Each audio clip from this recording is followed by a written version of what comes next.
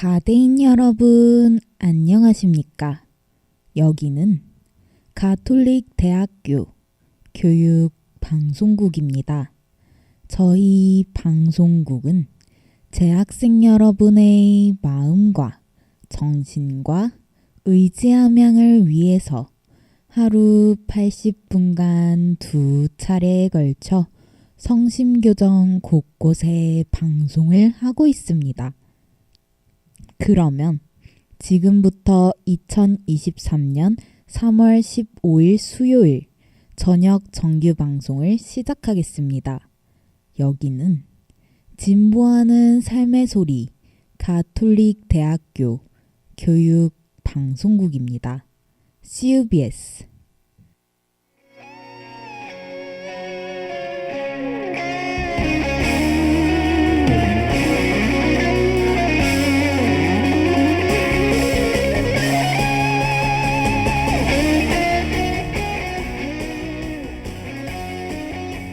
문화 중독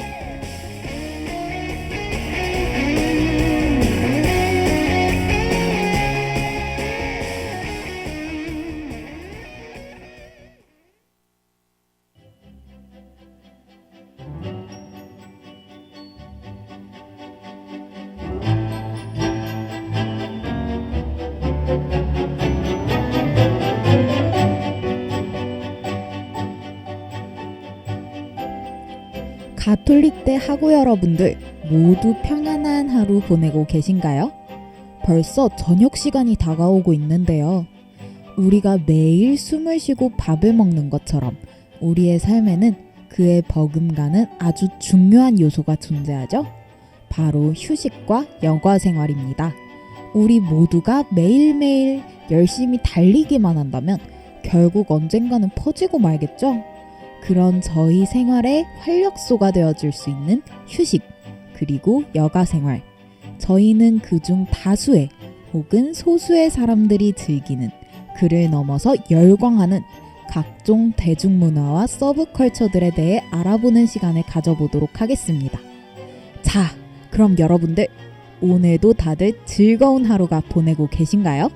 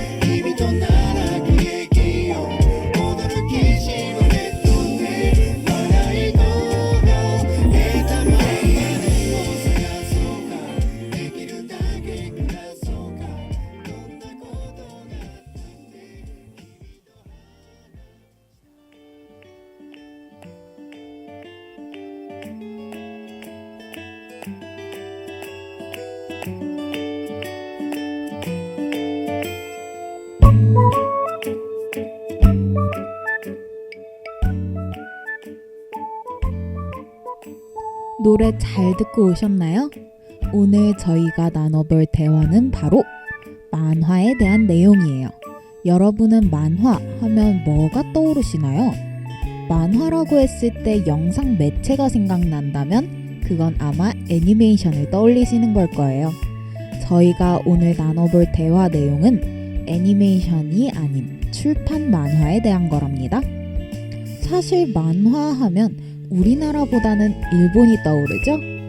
그런데 여러분, 우리나라에도 일본의 소년점프 같은 만화 잡지들이 있다는 거 아시나요? 1991년 대원CI에서 발간하기 시작한 소년챔프, 1988년 서울문화사에서 발간하기 시작한 IQ점프 등이 우리나라의 가장 유명한 만화 잡지인데요. 사실 이 두 잡지는 지금까지도 매달 발간 중이랍니다. 한국 만화 시장의 최전성기라고 할 수 있는 1990년대 후반에서 2000년대 중반에는 이 두 잡지가 시장을 이끌었다 해도 과언이 아니랍니다. 이충호 화백과 엄재경 작가의 마이러브나 깍꿍, 김성모 화백의 마계대전, 이현세 화백의 아마겟돈 등 지금은 들어본 적 없을 수 있지만 당시에는 아주 엄청난 인기였던 만화들이 다수 연재되었어요. 또한 그때 당시 제대로 수입되지 않아 해적판으로 아름아름 유통되어 오던 일본 만화들, 특히 드래곤볼이 이때 정식으로 한국에 들어오면서 만화 잡지들이 크게 히트를 쳤던 시절이 있었답니다.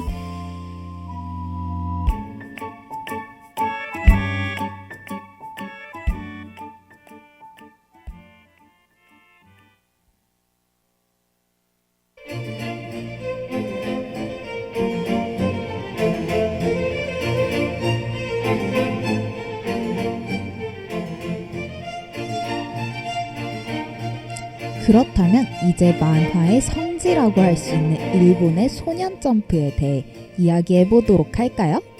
소년점프는 일본 슈에이샤에서 1968년 7월부터 발행하기 시작한 만화 잡지예요. 첫 발매 당시의 인기는 그다지 좋은 편은 아니었으나 1970년대에 접어들며 발행 부수가 100만 부를 돌파했어요. 이후 최장수 연재 타이틀을 가진 여기는 잘 나가는 파출소가 연재되기 시작했으며 슈퍼 로봇물의 시초격인 나가이고 작가님의 마징가 Z도 이때부터 연재돼 국민적인 인기를 얻게 되었죠. 그리고 황금기의 시작이었던 1980년대에는 만화사에 길이 남을 작품들이 쏟아져 나왔어요. 토리야마 야키라 선생님의 첫 장편이자 엄청난 신드롬을 일으킨 닥터 슬럼프, 축구 붐의 주역 캡틴 츠바사, 80년대 느와르 액션 만화의 대작 시티헌터, 능력자 배틀물의 대표작 조조의 기묘한 모험, 전설적인 러브 코미디물인 오렌지 로드에 이르는 굴지의 명작들이 연재된 시기가 바로 이때랍니다. 특히 이 시기에 일본 만화의 금자탑으로 꼽히는 드래곤볼은 물론이고 북두의 권, 세인트 세이야가 연재되어 대히트를 쳐요. 그리고 발행 부수 역시 하늘을 찌를 듯이 상승해 80년대 초, 중반, 후반에 각각 300만, 400만, 500만 부를 돌파하게 되어 만화 잡지 발행 부수 1위를 굳히게 된답니다.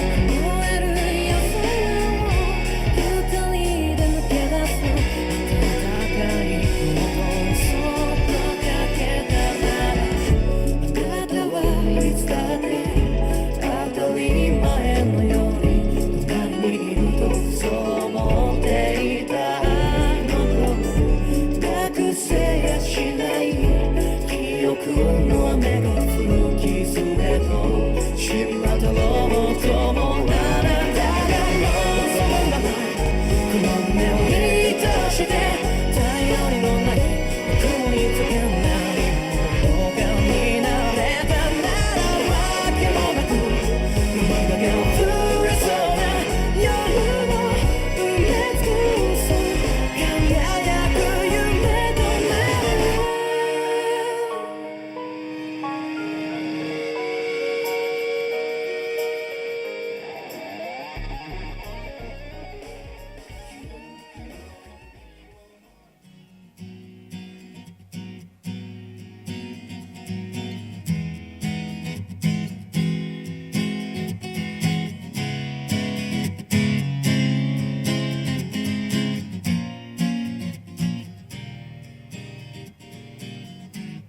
그리고 1990년대 초반에는 드래곤볼이 최전성기인 프리저 편에 돌입하고 이노우에 다케이오 작가님의 슬램덩크, 토가시 요시히로 작가님의 유유백서가 연재되면서 그 인기가 절정을 찍게 되며 주간지 역사상 최고의 전성기를 맞게 돼요.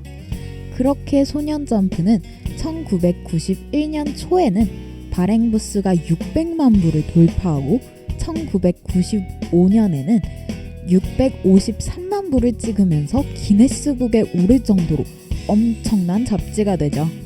이 당시 슬램덩크는 동양권에서, 유유백서는 서양권에서 큰 인기를 끌었다고 해요. 사실 이 시기는 다른 작품들도 인기가 있었지만 그냥 드래곤볼이 혼자서 전 세계적 메가 히트로 소년점프를 이끌던 시기이기도 했답니다.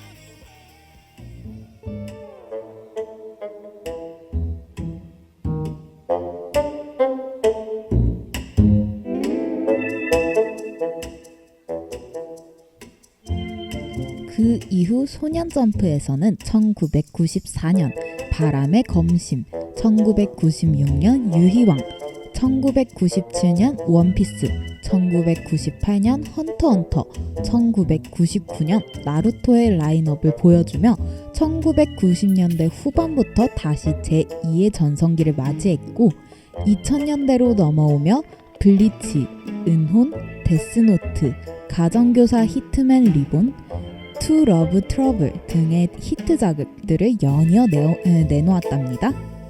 이후 2011년에 니세이 코이를 필두로 한 러브 코미디 전성기를 지나 2012년에 하이큐, 암살교실, 2014년에 나의 히어로 아카데미아, 2015년에 블랙클로버, 2016년에 약속의 네버랜드, 2018년에 액터즈와 주술회전, 2019년에 체인소맨, 귀멸의 칼날 등등. 그래도 한 해에 히트작 한두 개씩은 배출해내면서 아직 건재하다는 것을 보여줬죠. 특히 귀멸의 칼날이 2019년과 2020년에 연이어 전 세계를 휩쓸었어요. 거의 사회 현상급 인기를 구사했을 정도랍니다.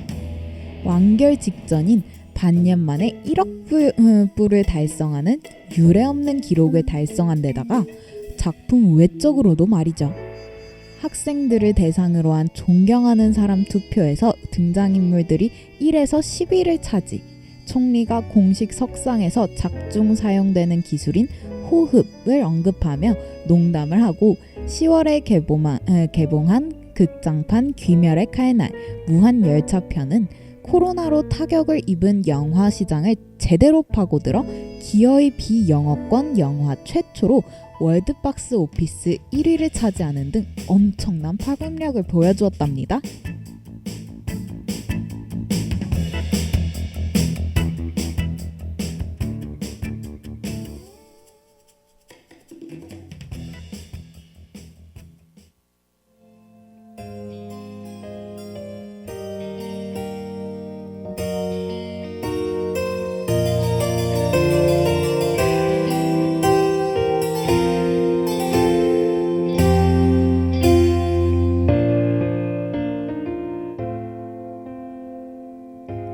만화 왕국이라고 불리는 일본에서는 이런저런 만화와 관련된 재밌는 일화들이 많아요.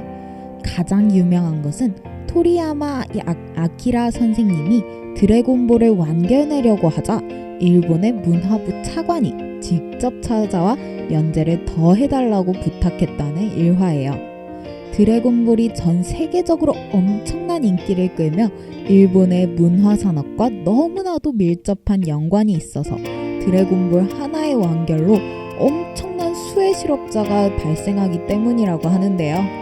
실제로 토리야마 아키라 선생님의 납세액은 한때 일본 상위 10명 안에 들었던 적이 있었을 정도라니 드래곤볼의 영향력을 새삼 다시금 깨닫게 되네요. 또한 출판 만화 시장의 또 하나의 화두는 바로 만화가들의 건강 문제인데요. 헌터헌터의 토가시 요시히로 작가님이 허리 디스크 때문에 연재를 제대로 이어나가지 못하는 것은 이미 팬들에게마저 밈이 되었을 정도로 오래도록 지속된 일이며 슬램덩크의 이노우에 다케히오 작가님 또한 건강 악화로 오랫동안 베가본드의 연재를 제대로 진행할 수 없었어요. 그리고 팬들에게 가장 충격적이었던 일은 2021년 5월 20일에 들려온 베르세르크의 미우라 켄타로 작가님께서 급성 대동맥 박리로 사망했다는 소식이에요. 만화가의 수명은 60에서 70세 정도밖에 되지 않는다는 말이 있을 정도로 과로로 인해 건강에 이상이 생기는 경우가 많다고 하는데요. 어느 직업이나 규칙적인 생활과 충분한 휴식은 중요하지만 특히나 이런 프리랜서들은 건강에 더욱 신경을 써야 한다는 교훈을 주는 일화들이랍니다.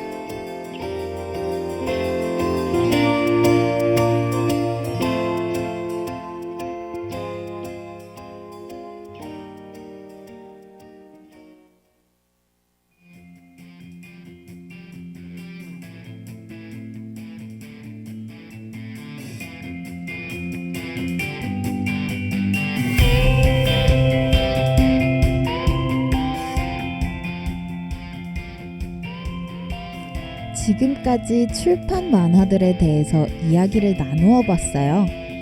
하고 싶은 말이 참 많았는데 지명과 시간이 부족해서 다 말할 수가 없었네요. 다만 이번 시간을 통해 이 분야에 관심이 생기셨다면 혹은 더 알아보고 싶은 내용들이 생기셨다면 그 문화에 하루의 여가 시간을 잠시 내어주는 것은 어떨까요? 그럼 저희는 또 다음 주 이 시간에 다시 만나도록 할게요. 남은 하루 즐거운 시간 보내셨으면 합니다. 안녕!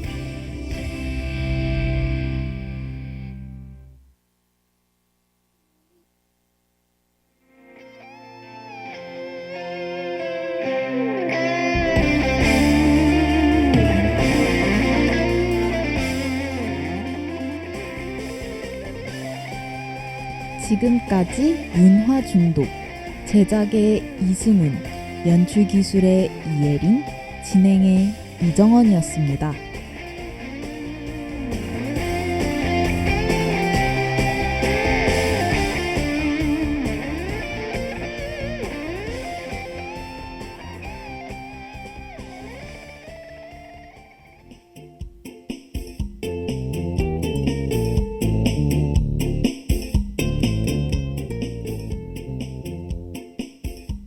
오늘의 노래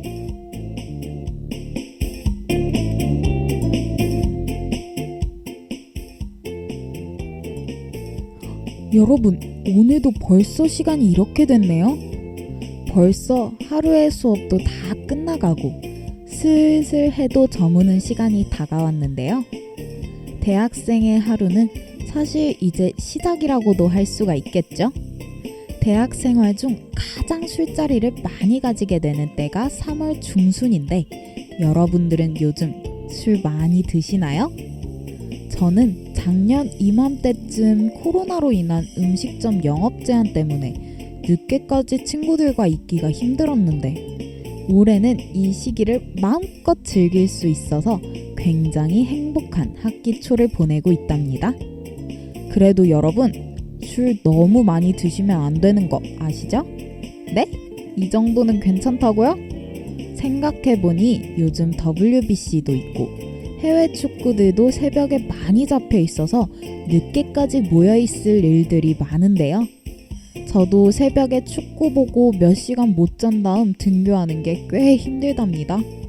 사실 공부도 이렇게 새벽까지 한 적이 없었는데 말이에요. 그래도 인생은 그렇게 길지 않고 즐길 수 있을 때 즐기지 못하면 결국 나중에 후회하게 되잖아요. 놀지 않고 후회하는 것보다는 다 놀고 후회하는 편이 좀 더 후련하니 저는 후련한 후회를 하려 합니다. 어느새 중간고사가 한 달 앞으로 다가왔는데 여러분은 지금 어떻게 하루를 보내고 계신가요?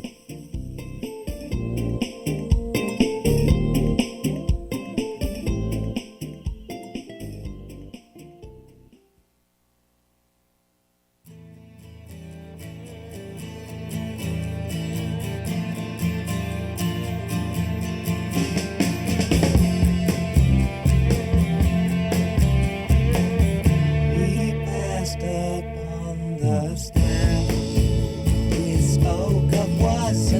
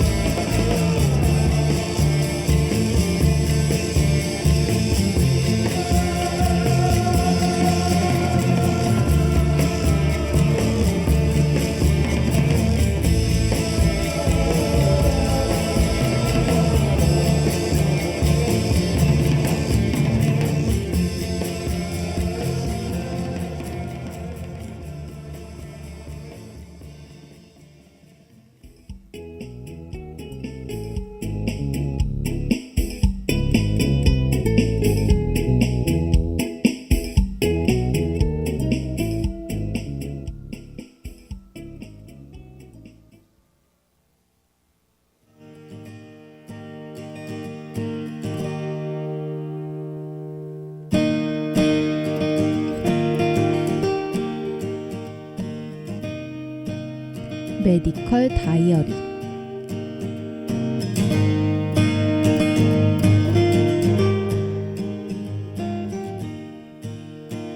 패스트, 신종플루, 코로나19와 같이 전 세계를 공포에 빠뜨린 질병도 있지만 비교적 가벼운 증세로 우리가 질병에 걸려도 쉽게 넘어가는 질병까지 정말 다양한 질병이 존재하는데요.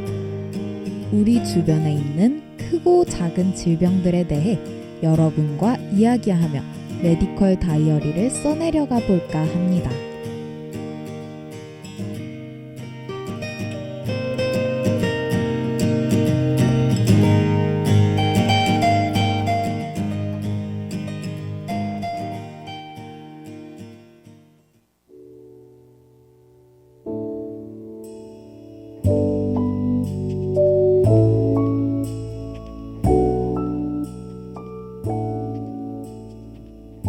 하구 여러분, 안녕하세요. 어느새 개강한 지가 거의 2주가 다 되어 가는데요. 여러분은 요즘 어떤 삶을 보내고 계신가요? 아마 하구분들 대부분이 개강 파티, 동아리 회식 등으로 재밌지만 바쁜 시간을 보내고 계실 것 같은데요. 여러분, 혹시 이렇게 바쁘고 피곤한 하루를 지내고 난 다음날 입술 주변에 뭔가 물집이 생긴 경험이 있으신가요? 대부분 그냥 피곤해서 그랬거니 하면서 넘기겠지만 오늘은 그 이유에 대해 다뤄보려고 합니다.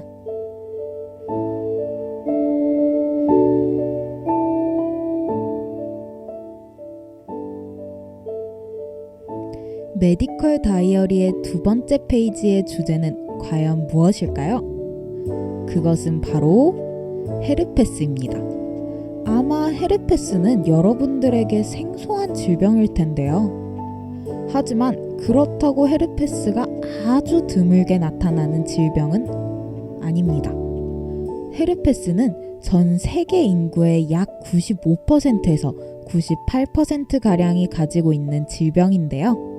이러한 헤르페스는 헤르페스 바이러스에 감염되어 발생하는 바이러스 질환입니다. 헤르페스는 흔히 단순 포진 바이러스라고 불리는데요. 이러한 이름에서 알 수 있듯이 헤르페스는 피부에 단순 포진을 일으킵니다. 그런데 헤르페스는 우리가 흔히 생각하는 다른 질병과는 조금 다른 점이 있는데요. 그것은 바로 감염이 되었다고 바로 증상이 나타나지는 않는다는 점입니다.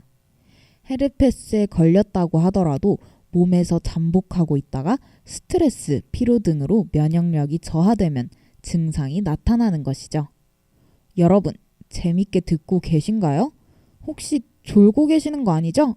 우리 잠도 깰 겸 노래 한 곡 듣고 헤르페스에 대해 더 알아보도록 해요.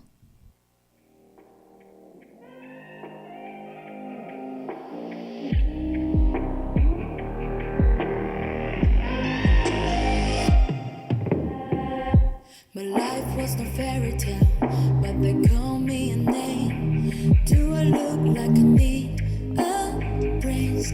I can't read of all the levels. Do not try to lie to me. I can see it in your eyes. I can live without you, like you never existed in my life. I don't need you. I have everything. I don't want you. I will make my way. I'm not the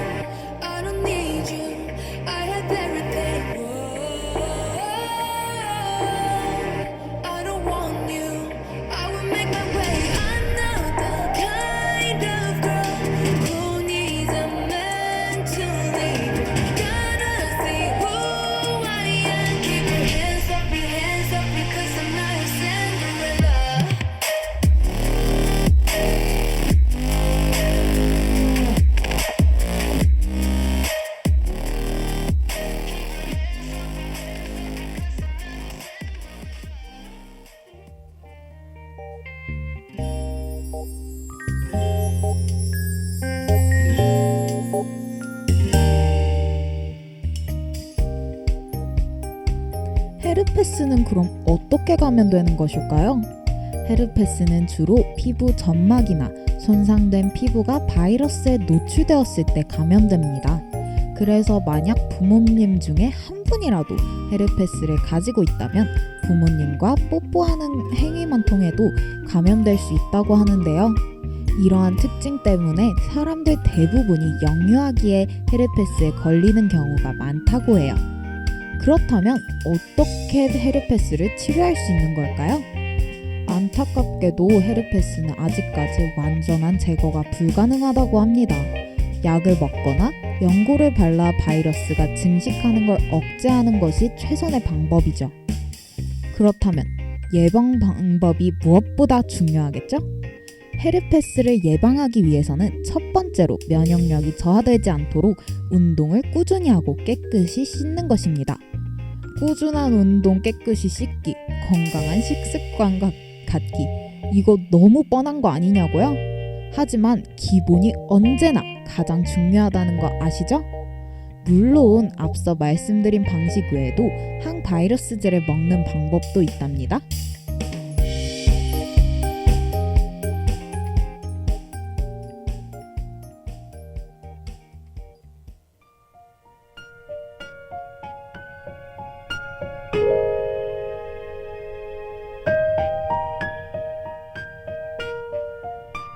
헤르페스는 성병으로 오해받는 가장 대표적인 질환인데요.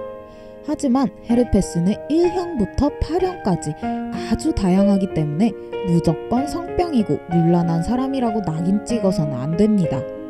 앞서 말씀드렸듯이 헤르페스는 거의 모든 사람이 가지고 있는 질병인데요.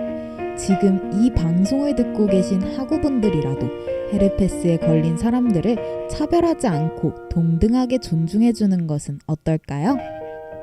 여러분, 이제 다이어리를 덮어야 할 시간입니다. 오늘은 메디컬 다이어리의 두 번째 페이지를 감염성 질병인 헤르페스로 채워보았는데요. 재밌으셨나요? 앞으로도 우리 주변에 있는 익숙하면서도 새로운 질병들로 여러분들과 함께 다이어리를 써내려갈 테니 많이 기대해주세요. 그럼 안녕!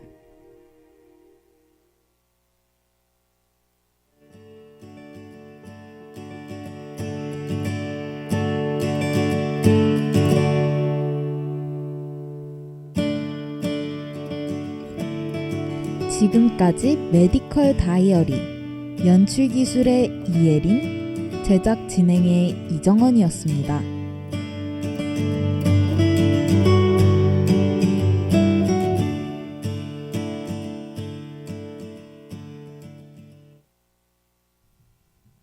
지금까지 여러분은 가톨릭 대학교 교육방송국에서 보내드린 저녁 정규 방송을 들으셨습니다. 저희 방송국은 재학생 여러분의 마음과 정신과 의지함양을 위해서 하루 80분간 두 차례에 걸쳐 성심교정 곳곳에 방송을 하고 있습니다. 그러면 2023년 3월 15일 수요일 저녁 정규 방송을 모두 마치겠습니다. 여기는 진보하는 삶의 소리 가톨릭 대학교 교육 방송국입니다. CUBS